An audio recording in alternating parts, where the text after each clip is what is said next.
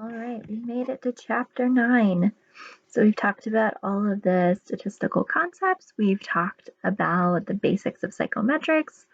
Now let's talk about how to put all of this together to choose and administer the right assessment and interpret results for our clients.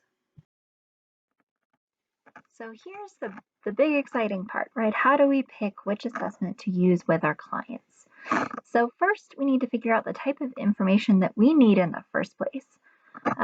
So we have to figure out what kind of information we already have, perhaps what kind of assessments have already been done, what's going to be pertinent to our treatment setting, to the client's treatment goals and plans, to the type of issues that they're presenting with. Because again, we can't just give a battery of every assessment under the sun. We have to really determine what's going to be appropriate for the client. So what kind of information do we need? Then what kind of information do we already have? So do we have information from an intake interview or a questionnaire that they filled out? Do we have any kind of background or medical information from prior treatments? Perhaps assessments that they've had done elsewhere that they've brought to us that we can use as prior information. Information from school, so maybe reports from teachers or grades, information from a primary care physician, even if it's as simple as asking them, have you been to the doctor recently? Was everything okay? Or did the doctor notice anything that they were concerned about? And anything that they might be able to share with us that they might remember they've done in the past, even if they don't have the physical copies of it, they might still be able to share, oh yeah, I remember I was tested for this when I was in school, but nothing ever came of it. So even anecdotal information can be really valuable. So once we kind of have a clear picture of what we know and what we need to know, then we can determine the best way to get that information. So we can think about formal ways, which might be tests or different kinds of assessments that might have more rigorous protocol to them, or informal assessments. So again, we have those observations and those interviews that we can use to collect information too. So it might be following up on an intake questionnaire with a semi-structured intake interview that we would do with everybody. It can be adding in different kinds of assessments. If they express, for example, that they're really interested in learning about career direction, and we found out that they've never really done career assessment before, maybe that's something that would be useful to use. So thinking about what's going to be best for the client in relation to what they need and their goals, and what's going to be best for the type of setting you're in, which includes considerations of things like what kind of assessments you have access to in the first place, and what I'm set up to be able to do in the time and scope of practice within my job description. So I can't use an assessment with a whole bunch of different kinds of equipment if I don't have that equipment, right? So I have to think about what I have at my disposal, and sometimes I have to choose what's going to be best for the client based on what I have available in my resources. And then making sure that anything I'm going to use with a client, I'm of course qualified and experienced to be able to administer and interpret. So making sure that I understand what I'm using in terms of the tools that I have. So once I have done that, I'm going to look for different resources for assessment. Again, this might be just looking through what kinds of things I have available to me in my school or in my practice setting, or things that are available for free online that I can use. But it's useful, particularly if you're going to go into private practice work, to go ahead and take a look at what kinds of assessments are available for free for practitioners online. A lot of those I've linked in our course page. And so as we get into the next couple of modules where we're looking at specific assessments, I've pulled the full assessment for anything that's available for free that you can just use. And then I've pulled some examples of readouts of ones that are not free to use. But ones that are free to use, download them, keep them, use them with your clients. It's helpful to have just kind of a notebook full of assessments or a filing cabinet full of assessment options, especially if in like private practice settings, so that you know what you have available to you and you can take the time to get familiar with them so you can just pull them out and use them as you need them. So all of that needs to happen prior to the client being in the room. So then once I've searched through my resources and know what I have available to me, I can make an educated choice about evaluating and selecting the most appropriate assessment strategy for what I need to know for that client. So there are just so many different options in terms of administering assessment instruments, and so many different things out there that we can use. So some are self-administered, meaning that we could just potentially send them home as homework for a client, so they can take an assessment home, follow the instructions, fill it out, bring it back in, and have me score it for them. Or they can take it in the office in case they run into trouble, but it's something that they can do on their own. Some of these are more formal and some of these are more informal, like the career assessments that we'll take a look at that now you can do online at home all the time. Some of them are groups versus individual assessments. Some require use of computer programs, so think about things like GRE, some of the achievement and aptitude tests.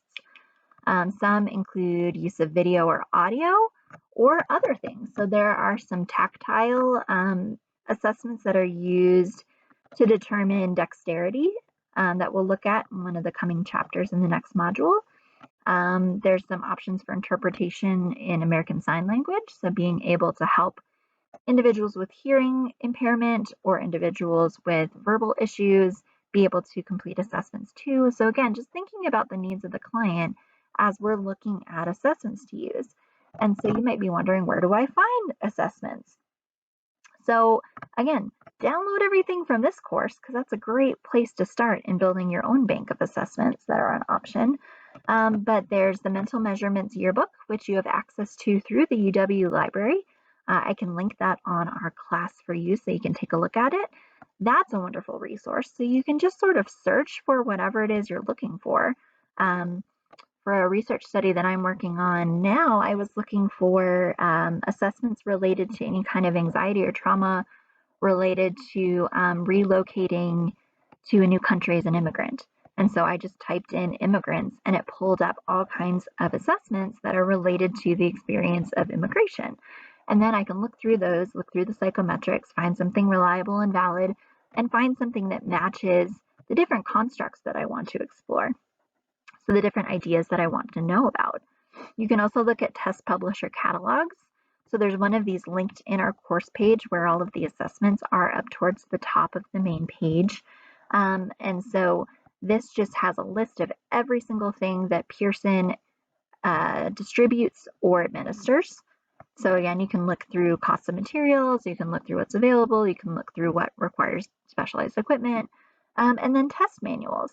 So if you think you're interested in a certain assessment, you can usually take a look at an example test manual, and it just tells you what the test is for, all those psychometric properties, what type of clients that this is ideally used for, how to score and interpret, and then if it's something you have to purchase, then usually in the purchased version of the test manual, it gives you a complete guide in how to administer and score the assessment. For assessments that are free of charge, usually that's included in the manual that's available free online. But if it's an assessment that requires you to pay for it, then usually they won't give you that information about administering things until you've purchased that manual, the official manual. However, you can usually get examples of score reports to take a look at just to see what they look like and if it has the kind of information that would be useful for your clients. So I posted some examples of those score reports also in our course for this semester. And as we get into the later chapters looking at different areas of assessment, there'll be lots of examples for you to take a look at. So it's important for us to make a plan as a counselor about before, during, and after administering a test. So any kind of assessment or test that we want to use with a client, we have to make sure that we've really thought through and made a plan about how to make sure that we can navigate the client through that process in a way that's as smooth as possible and doesn't create unnecessary anxiety during the process. So we kind of have to make sure the client feels like we know what we're doing, right? Because then they'll feel less anxious about the experience. So the counselor should, of course, be familiar with the instrument. A lot of that goes back to what we've been talking about thus far in this chapter. So making sure that you have looked at the kind of information that you need, you've chosen the correct instrument, you understand the instrument and what it's designed to do, and make sure that that information that will be in the outcome of the assessment matches up with what the client needs. Of course, making sure that they're assessments that you can use.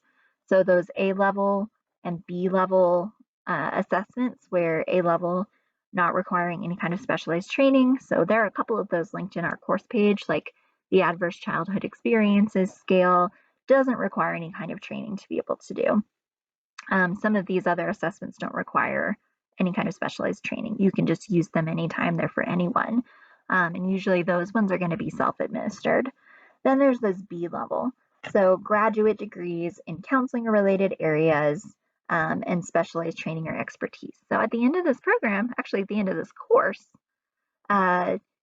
you'll have the ability to do some of these B level assessments. Now, some of them require specialized training on that C level, which might require a doctorate. So a lot of the intelligence testing, some of the testing for ADHD, just some of the more specialized and intensive testing that requires a lot more training is that C level. So you need to have a doctorate to be able to do those kinds of things. And then you usually have to get specific certifications or training in those areas. So those you might be referring to someone else to be able to perform for your clients. But those B level ones, you might have to purchase access to them. You might have to go through some amount of training just to make sure that you can read the outcomes.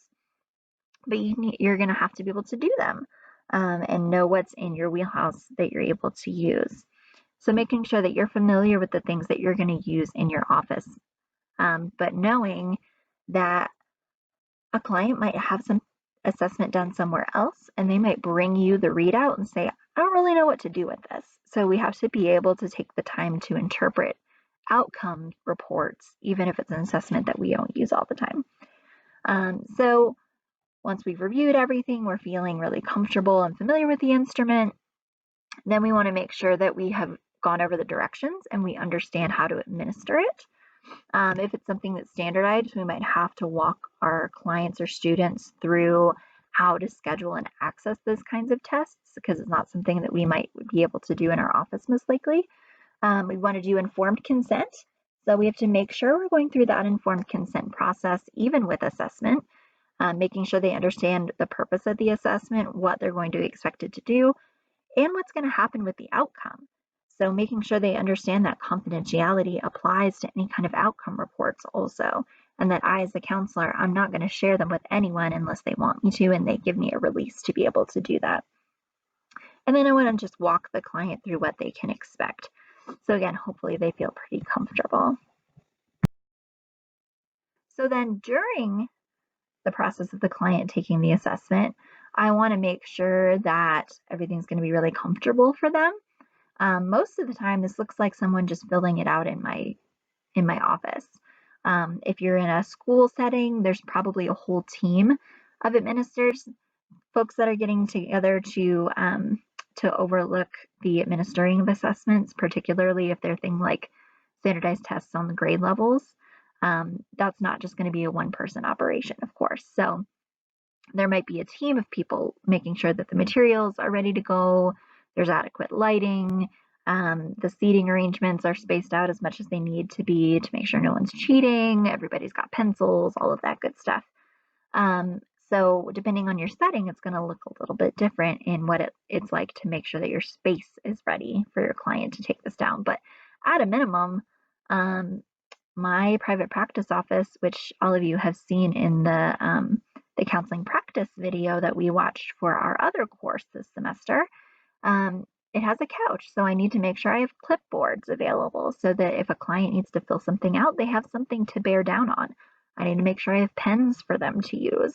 I need to make sure that there's adequate lighting for them to be able to read the papers, those kinds of things. If there's any kind of strict protocol or procedure for how to administer an assessment, I have to make sure that I read those instructions verbatim as they exist on the protocols and procedures. And that's because that's part of the validity of the instrument. So if I'm not reading things verbatim in the instructions, then I might be impacting the validity of the outcome. So I want to make sure the client's comfortable and we've had a chance to hopefully build some rapport. So ideally, unless it's an intake interview, hopefully they're not just walking into my office and the very first thing they're doing is taking an assessment. Hopefully we've been able to build just a little bit of a relationship with each other through an intake interview. And then we just want to make sure to check in on the client, let them know they can ask questions if they don't understand what something wants them to do, or if they don't understand instructions, if they don't understand a question, those kinds of things. Making sure that, like, if their pen stops working, we want to give them another pen. But in providing clarification, we want to make sure that we are not, again, impacting the validity of the instrument. So usually in the testing manual, it will give you directions about how to address questions from the client about phrasing or wording or those kinds of things, because we don't want to provide additional understanding or a rephrased question when the test producers have spent a lot of time going through the very specific wording of the questions to make sure that they are valid. So we don't want to accidentally undo that validity by adding clarification in a way that's not intended. So then after we've administered the assessment to our client, we want to collect the materials. If it's something that's larger and standardized, we want to count everything up, make sure everything's there, not missing.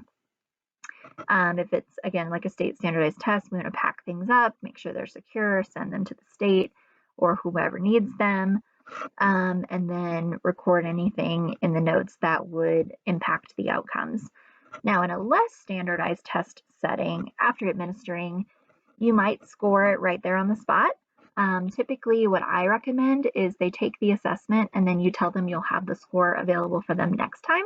That way you have a chance to really sit down, dig into it, make sure you understand, and make sure your scoring is correct without feeling like you have to do it in front of the client.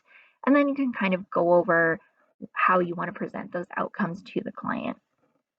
So you might want to choose to do that outside of your practice setting and then have that ready for the client the next time they come in. But then it also helps to think about how you're going to explain that to the client, because a big piece of after administering an assessment is to sit down and explain it to the client to make sure that they understand the outcome.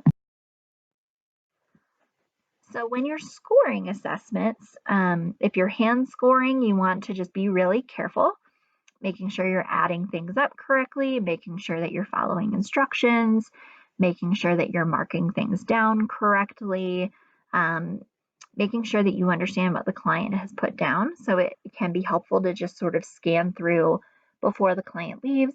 And if anything looks like it's not complete or anything looks like you can't tell what they chose, just clarify. So then making sure that you're following the instructions very clearly in the manual with how to convert the raw scores to the derived scores. And derived scores are like clinical cutoffs, or if you got 5 or above, it means that you have a medium level of trauma or something like that. So usually with some assessments, it's just one score, and with some, you have to convert the raw score into a derived score. So making sure that you have maybe double checked your math, maybe go through it twice, maybe 3 times, just to make sure that you have it all right. And then with computers, you just want to make sure that all the data is put in correctly. So for example, some of the career assessments now, you put everything into the internet-based computer program, and then it just gives you a score readout. So just making sure that you've put everything in the right boxes, that you've typed it in correctly. And then if you're using something like a Scantron, you just want to make sure that it's all going to scan correctly without errors. So then talking about how to interpret the outcomes of assessments for clients, first it's important to know if the assessment you're using is norm referenced or criterion referenced. So norm referenced is where we talked about things like percentile scores, where you would take something and then a group of other folks have taken it, and then your score is compared to others. So think about standardized testing, like the National Counselor exam. So the benchmark passing score is based on your norming group. So that's a norm referenced assessment. Or something might be criterion referenced, which is just looking at the individual scores in and of themselves based on certain criteria that have been developed as part of the assessment. That's where someone might have a low, medium, or high level of anxiety or depression or whatever the case. Then we have these inter-individual or intra-individual models, so normative or ipsative. Inter-individual might just be looking at things overall, or intra-individual, we would be looking at perhaps comparing different subscales to each other. So you're kind of comparing an individual scores to other aspects of the same assessment. So as opposed to that inter-individual model where you're looking at the whole thing in comparison to the whole group of individuals who've taken the assessment. So it's the same as this norm referenced assessment idea. So you want to make sure that you're taking the time to explain what the scores mean and what they mean for the test taker in the context of their life. And if these are things like certain computer-generated assessment reports, they can be pretty complex. So it might take a little bit of time to walk someone through the scores and make sure that they really understand. And then if something, they have to understand what it means for them, right? So does this mean I'm anxious? Does this mean I'm depressed? Does this mean that I get to go into gifted and talented? Does this mean that I get held back in my grade level? Does this mean that I have a substance use disorder? So talking through not just what those scores mean, but the implications for the test taker, for the client, for the student. So what does this outcome mean for you? It might mean that you have to do mandated substance use counseling. It might mean that you have to get held back a grade. It might mean that you have a choice in the type of school that you go to next year. So we have to make sure that the client really understands both the scores in context and the implications for them and any kind of decisions that would come from that. So then we also have to help make sure that the client understands and we understand that certain things can impact assessment. So those psychometric factors, we've talked about appropriate norming groups. So especially in those norm referenced assessments, if those norming groups are qualitatively different than our client, then we have to make sure that they understand that norming group may not represent them very well and what that means for them. So maybe this is a little bit less valid or reliable for you because the folks who took this in the norming group didn't share these senses of identity that you have in terms of culture. Test taking factors. So again, if it was particularly cold or someone had a lot of test anxiety or there were other factors that impacted the process of taking the assessment, we have to make sure we factor those things in. And then the contextual factors of the setting and the school and everything else that's going on in the client's life. So we have to make sure that we're including all of those things in our conversation about interpretation. And ultimately, it's up to the counselor to make sure that the client understands all of these things. So it is our ethical responsibility to make sure that a client understands why we're using assessment, how we're using assessment, and what the outcomes of the assessment mean for their lives. So not only do we have ethical standards that dictate the need to make sure that assessment is used appropriately as counselors, in terms of assessment, there's also International Test Commission standards that really try to guide not just for counselors, but for anyone who might be using assessment to make sure that all assessment is done in a way that is supportive and ethical and according to best practices so that no one ever gets harmed in the process of assessment. So the book includes a list of these things, but I just want to hit the highlights here. So again, we've talked a lot about making sure that the norms and the norming groups are representative of your client. We want to make sure that we know about any kind of differences in test administration or familiarity with questions. So if someone's taken something over and over again, or for example, 2 classrooms of students have to take the same standardized test, but one of those classrooms is really cold and has water leaking from the air conditioning system and doesn't have very good lighting, they may not do as well. And it's not because they're not as smart or they haven't had the same level of achievement. It's just based on contextual factors and based on the test taking administration. Or if someone is doing something unethical in the way of cheating. So any kind of test administration practices that might lead to changes in the outcome that don't accurately reflect the test taker's ability level or level of functioning.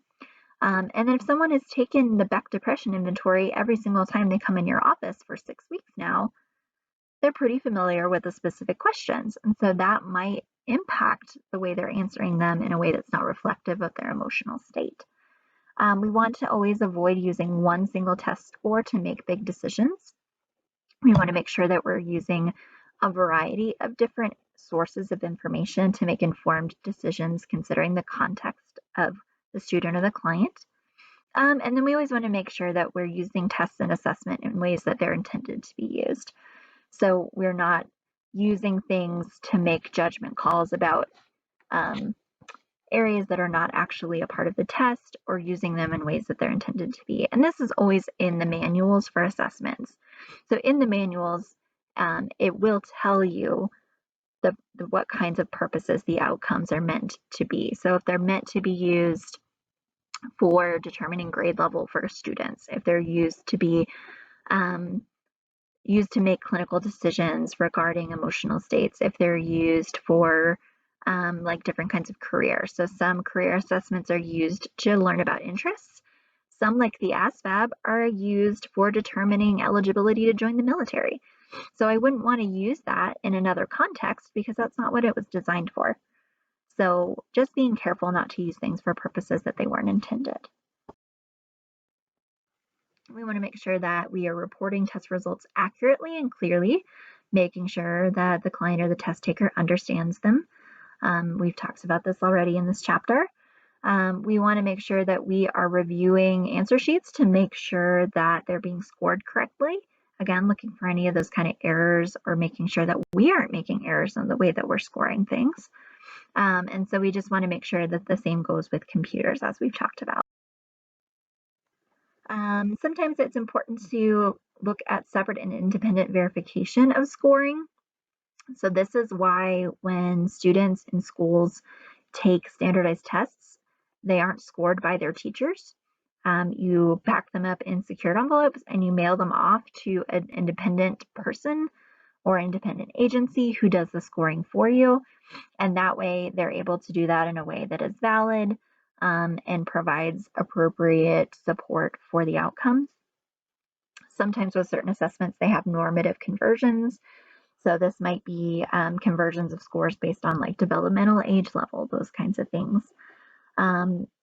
English as a second language. There are different kinds of norming information and contextual information that sometimes is included in the way that you would score and interpret assessment.